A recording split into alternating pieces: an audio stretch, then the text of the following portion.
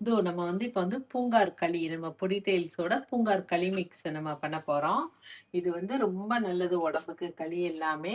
நம்மளோட ப்ராடக்ட்ல வந்து best seller இது. இது உடம்புக்கு அவ்வளோ நல்லது. இது கன்சீவ் ஆனவங்க அவங்கெல்லாம் சாப்பிடலாம். இது அளவு வந்து நிறைய பேர் எப்படி செய்யறது அப்படின்னு சொல்லி கேட்குறாங்க. இது நல்லெண்ணெயில தான் பண்ணணும். நல்லெண்ணெய் ஸ்மெல் பிடிக்காதவங்க நெய்லேயும் பண்ணிக்கலாம், நல்லா இருக்கும். நான் இப்போ உனக்கு நல்லெண்ணெயில பண்ணி காட்டுறேன்.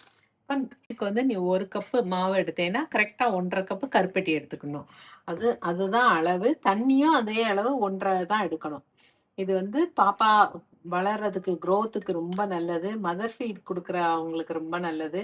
யூட்ரஸ் நல்லா பலப்படுத்தும். கன்சீவ் ஆனவங்க இதை அடிக்கடி எடுத்துக்கிட்டாங்கன்னா உடம்புக்கு அவ்வளோ நல்லது.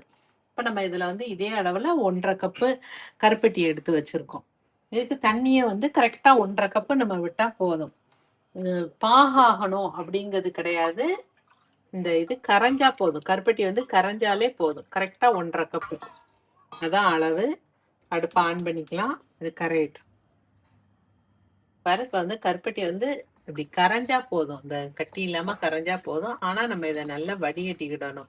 ஏன்னா இங்க பாரு, இதில் லேசாக கல்லெல்லாம் இருக்கா, இந்த மாதிரி லேசாக கல் மண்ணெல்லாம் லேசாக இருக்கும். அதனால நம்ம வடிகட்டி போடுறது நல்லது. இப்போ இதில் வடிகட்டிக்கலாம். இதில் களி தான் பண்ணணும்னு இல்லை. நம்ம வந்து உளுந்த கஞ்சி மாதிரியே நம்ம போட்டு குடிக்கலாம். இது பாரு எவ்வளோ டஸ்ட் இருக்கு பாரு இதில். அதனால நம்ம நல்லா ஃபில்டர் பண்ணி தான் நம்ம பண்ணணும்.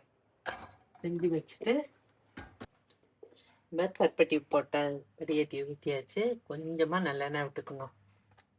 நல்லெண்ணெய் விட்டுட்டு நல்லா இந்த ஒரு லிட் இருக்குல்ல, இதை வச்சு இது பண்ணிகிட்டே இந்த பொடியை போடணும்.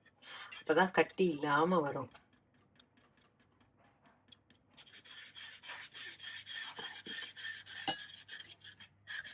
வச்சு நல்லா இப்படியே பண்ணணும்.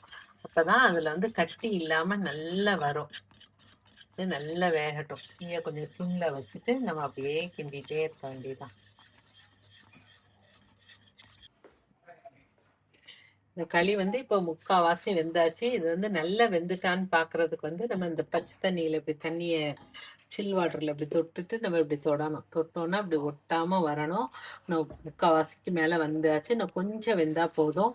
நல்லெண்ணெயும் உளுந்தும் சேர்றது வந்து உடம்புக்கு அவ்வளோ நல்லது. நல்லெண்ணெய் வந்து கொலஸ்ட்ரால் அதிகம் கிடையாது. அதனால அது நல்லா நிறைய சேர்த்துக்கலாம், தப்பு இல்லை. இந்த களிக்கு வந்து நல்லெண்ணெயில பண்ணுனா அவ்வளோ நல்லது உடம்புக்கு. பாரு, களி வந்து கீழே ஒட்டவே இல்லை பாரு. நல்ல அல்வா மாதிரி நல்ல அப்படியே வருது பாரு. இந்த ஸ்டேஜில் நம்ம தண்ணியில தொட்டுட்டு நல்லா இப்படி பார்த்தோம்னா தெரியும். ஒட்டவே பாத்திரத்துலயும் அடியில நல்லா ஒட்டவே இல்லை.